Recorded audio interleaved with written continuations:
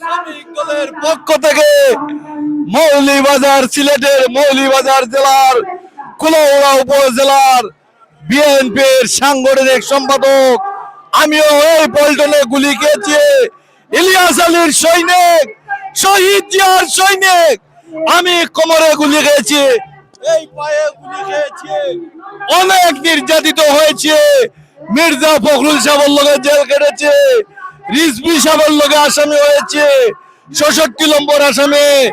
বিএনপির মহাসমাবেশে এসেছিলাম 22 তারিখে, 22 সালের 7 ডিসেম্বর। 10 তারিখের সমাবেশে আমরা 7 তারিখে অ্যারেস্ট করছে।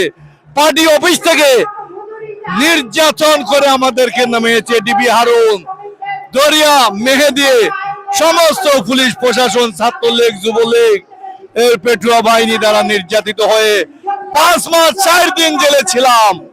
22 সালের 7 ডিসেম্বর ইলিয়াস আলীর সৈনিক, আমি এম নাসির রহমানের সৈনিক, শহীদ জিয়ার দল করে মির্জা ফখরুল সাহেব অনেক নির্যাতিত হয়েছে। রিজভী সাহেব, আব্বাস সাহেব, শিমুল বিশ্বাস সাহেব আমার সাথে জেলে ছিলেন।